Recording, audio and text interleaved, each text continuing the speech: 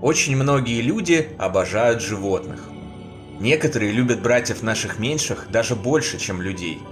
Наши питомцы зачастую помогают нам пережить тяжелые испытания и трудные моменты жизни, развеивают одиночество, дарят нам позитив и силы жить дальше, несмотря ни на что.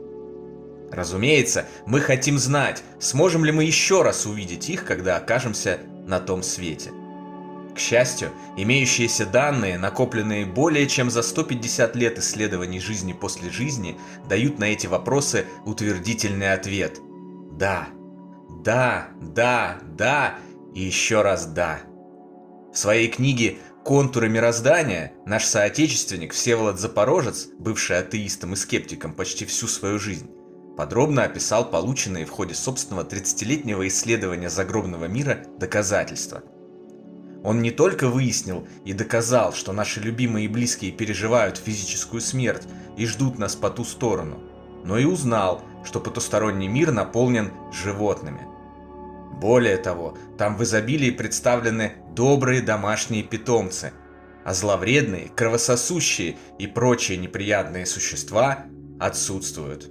Дети, переживающие околосмертные переживания, ОСП, часто заявляют, что в ходе своих путешествий на тот свет видели своих почивших ранее питомцев.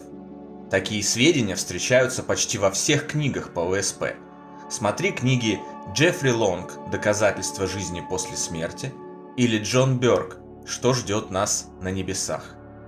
Согласитесь, описание детьми их ОСП и их абсолютная схожесть с ОСП взрослых по всему миру уже сами по себе являются железобетонными доказательствами существования жизни после жизни.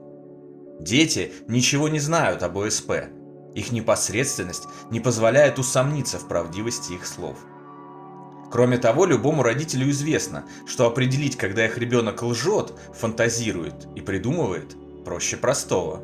Это видно сразу, как и то, что он говорит чистую правду. Скептики, не желающие ознакомиться с имеющимися доказательствами жизни после жизни, часто необоснованно утверждают, что во время ОСП люди просто хотят видеть то, что ожидают увидеть.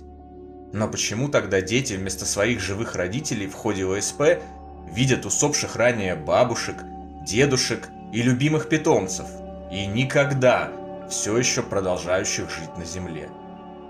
Ни один скептик не сможет дать на это убедительного ответа. Устами младенца глаголит истина. Накопленная за последние 150 лет спиритическая коммуникация также раскрывает знание о том, что наши пушистые друзья, как и мы, переживают свое физическое тело и продолжают жить в небесных сферах. Смотри книги Оливер Лодж «Реймонд или жизнь и смерть» или Артур Конан Дойл «История спиритуализма». Известный гипнолог и специалист по регрессиям в прошлой жизни Майкл Ньютон, десятилетиями отправлявший своих клиентов назад в прошлое и жизнь между жизнями с терапевтическими целями, создал так называемые дорожные карты того, что ждет нас после смерти. Он представил эти обобщенные знания в своих книгах «Путешествие души» и «Предназначение души». Во второй книге подробно описывается одна из небесных сфер, в которой счастливо проживают наши усопшие питомцы, которых при желании мы можем призвать после того, как настанет наш час уходить с Земли. Судя по тому, что во время сеансов удалось выяснить Ньютону, на том свете существует даже целая специализация для перешедших людей, которые желают заботиться о братьях наших меньших. Именно они поддерживают пушистых друзей в их небесной сфере и занимаются организацией их воссоединений с бывшими земными хозяевами. На протяжении многих десятилетий проверенные медиумы один за другим рассказывают о том, что наши питомцы продолжают жить после физической смерти, свидетельства чего часто всплывают в ходе сеансов. В Соединенных Штатах Америки живет Лаура Лейн Джексон, медиум, прошедшая множество слепых проверок и неоднократно подтвердившая свои способности. За годы ее работы никто не смог уличить ее в обмане и подтасовке фактов. В книге «Смерти нет, я знаю» она рассказывает о том, что помимо родных и близких неоднократно видела усопших питомцев тех, кто приходил к ней на сеансы. Она уверена в том, что воссоединение с ними при желании вполне возможно и даже желательно.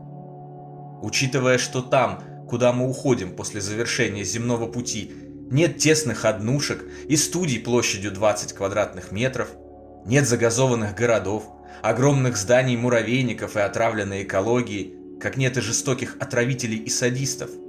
Зато есть всепоглощающая любовь и забота, великолепная природа, чудесные луга и поля, красоту которых невозможно описать человеческим языком, открытые пространства и абсолютная свобода.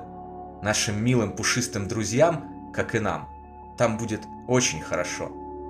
Что же касается меня, то я уже договорился со своей британской аристократкой Няшей, что сразу после моего перехода и воссоединения с моими любимыми, родными и близкими мы обязательно разыщем ее в одной из небесных сфер для животных и заберем в наш большой и уютный дом, где и будем счастливо и весело жить все вместе. Спасибо Господу, Вселенной, ангелам-хранителям, духам-наставникам, нашим родным и близким за такую чудесную возможность. А также за то, что наша жизнь никогда не заканчивается, и для каждого из живущих высшими силами предусмотрен хэппи-энд.